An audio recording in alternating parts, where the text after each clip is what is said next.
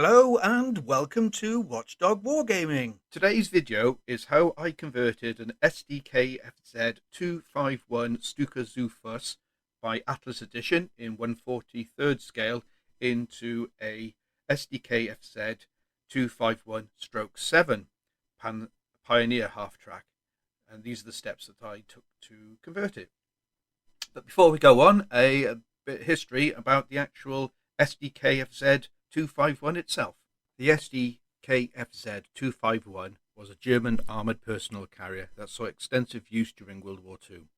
The vehicle was developed by the Hanomag company, and its design was based on the earlier Sdkfz 11 half-track.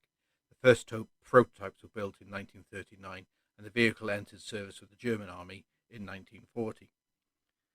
The Sdkfz 251 was designed to transport infantry across the battlefield whilst providing protection from small arms fire and shell fragments.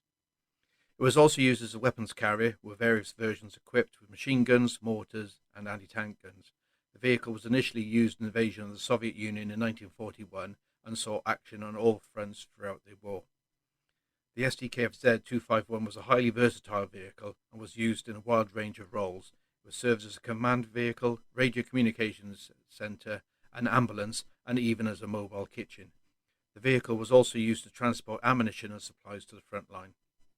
Throughout the war, the Sdkfz 251 underwent a series of modifications and improvements. Later versions had thicker armour, improved suspension, and better engines.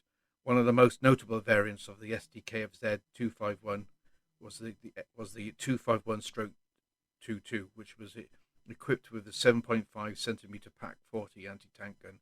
This version was highly effective against Allied tanks and saw widespread use on all the western and eastern fronts. By the end of the war, over 15,000 Sdkfz 251 vehicles had been produced.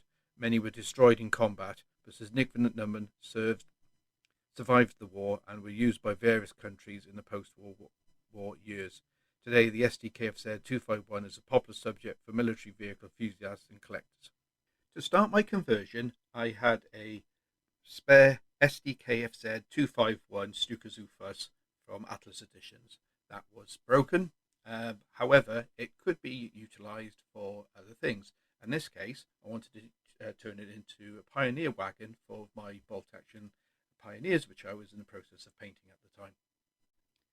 Tools that I would need to carry out this conversion would be a modelling knife, a pair of clippers, a file, and a small hand drill, not forgetting some super glue.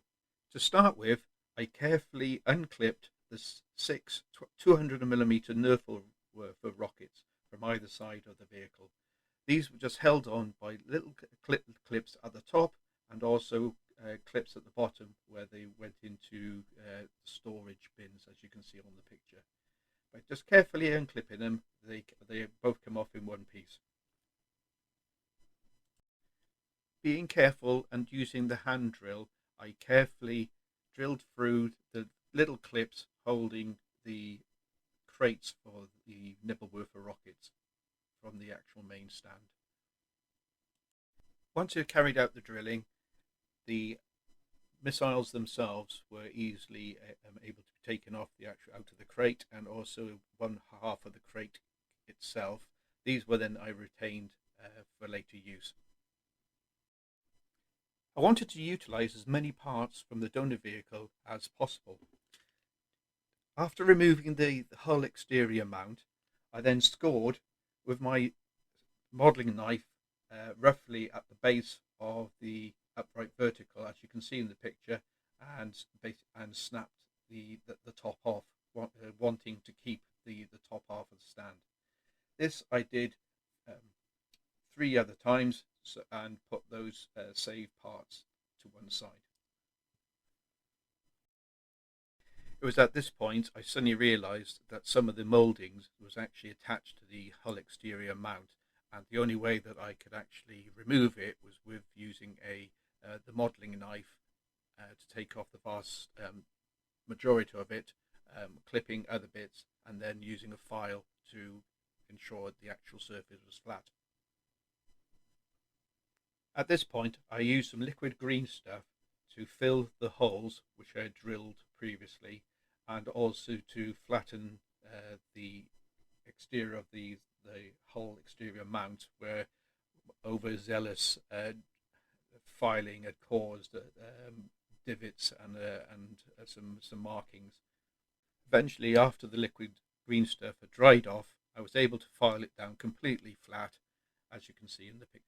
I was lucky to have access to a 3D printer and was able to print off 2 of the assault bridges that go with the actual assault half-track.